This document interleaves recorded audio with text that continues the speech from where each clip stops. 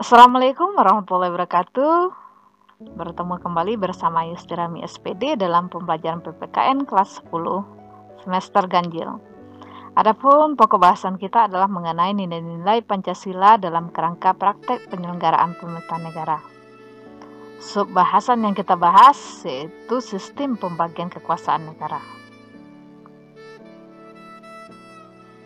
Tujuan pembelajaran kita adalah mendefinisikan tentang nilai-nilai Pancasila dalam kerangka praktek penyelenggaraan pemerintahan negara. Kalau kita berbicara mengenai sistem pembagian kekuasaan negara, itu kita tidak terlepas dari teori-teori yang dikemukakan oleh para ahli. Kali ini kita mengkaji dua teori yang dikemukakan oleh John Locke dan Montesquieu. Kita lihat yang pertama, teori yang dikemukakan oleh John Locke. Kalau John Locke membagi kekuasaan negara atas tiga, yaitu ada legislatif membuat undang-undang, ada eksekutif menjalankan undang-undang, sekaligus juga mengadili pelanggaran undang-undang. Kemudian ada federatif melaksanakan hubungan luar negeri. Selanjutnya, teori yang dikemukakan oleh Montesquieu. Montesquieu juga membagi tiga kekuasaan negara. Yang pertama legislatif membuat undang-undang, yang kedua eksekutif menjalankan undang-undang, yang ketiga yudikatif yaitu mengawasi, mengontrol, mempertahankan pelaksanaan undang-undang serta mengadili pelanggaran undang-undang. Dan negara di dunia banyak menganut teori kekuasaan yang dikemukakan oleh Montesquieu yang dikenal dengan trias politika. Kemudian kita mengkaji bagaimana pula pembagian kekuasaan di Indonesia. Nah, pembagian kekuasaan NKRI itu ada dua bentuk. Yang pertama ada pembagian secara horizontal, yang kedua ada pembagian secara vertikal. Kita kaji satu persatu. Kita lihat pembagian kekuasaan secara horizontal. Maksudnya di sini masing-masing lembaga kekuasaan itu kedudukannya sejajar. Berarti di sini tidak ada kekuasaan tertinggi.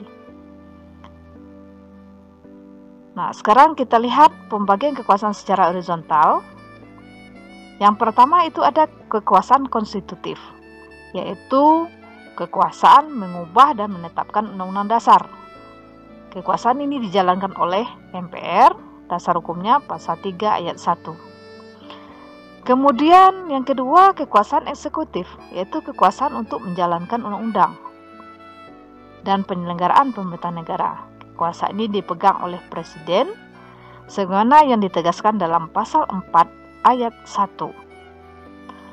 Kemudian kekuasaan legislatif, yaitu kekuasaan untuk membentuk undang-undang, dan ini dipegang oleh DPR sebagaimana yang ditegaskan dalam pasal 20 ayat 1. Yang keempat ada kekuasaan yudikatif, yaitu kekuasaan kehakiman menyelenggarakan peradilan guna menegakkan hukum dan keadilan. Kekuasaan ini dipegang oleh dua lembaga, Mahkamah Agung dan Mahkamah Konstitusi, sebagaimana yang ditegaskan di dalam pasal 24 ayat 2. Yang kelima ada kekuasaan eksaminatif atau inspektif, yaitu kekuasaan yang berhubungan dengan penyelenggaraan pemerintahan negara dalam pengelolaan tanggung jawab tentang keuangan negara. Kekuasaan ini dipegang oleh BPK sebagaimana yang ditegaskan dalam pasal 23E ayat 1. Yang keenam kekuasaan moneter, berarti kekuasaan untuk menetapkan, melaksanakan kebijakan moneter, mengatur dan menjaga kelancaran sistem pembayaran serta memelihara kestabilan nilai rupiah. Kekuasaan ini dijalankan oleh Bank Indonesia sebagai bank sentral, sebagaimana yang dijelaskan di dalam pasal 23D. Nah, kemudian kita lihat pembagian kekuasaan secara vertikal.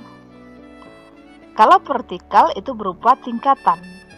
Maksudnya di sini bahwa kekuasaan secara vertikal berarti menurut tingkatannya. Ada yang di atas, ada yang di bawah.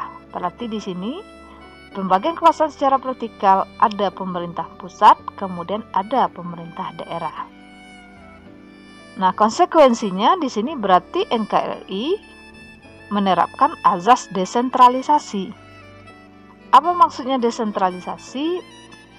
Pemerintah pusat itu menyerahkan wewenangnya kepada pemerintah daerah otonom, yaitu provinsi dan kabupaten atau kota. Pelimpahan wewenang ini adalah untuk mengatur urusan pemerintahnya di daerah. Nah, kemudian ada beberapa hal yang tidak dilimpahkan, yaitu mengenai politik luar negeri, pertahanan keamanan, justisi, agama, moneter, dan fiskal. Sebagaimana yang ditegaskan dalam pasal 18 ayat 5 Undang-Undang Dasar Negara Republik Indonesia tahun 1945. Nah, kesimpulan pembelajaran kita adalah pembagian kekuasaan negara menurut dua tokoh, yaitu John Locke dan Montesquieu. Kemudian, pembagian kekuasaan NKRI secara horizontal meliputi konstitutif, eksekutif, legislatif, yudikatif, eksaminatif atau inspektif, kemudian ada moneter. Nah, kemudian pembagian kekuasaan NKRI secara vertikal, berarti di sini ada pemerintah pusat dan pemerintah daerah. Demikianlah pertemuan kita kali ini. Terima kasih atas perhatiannya. Semoga bermanfaat. Wassalamualaikum warahmatullahi wabarakatuh.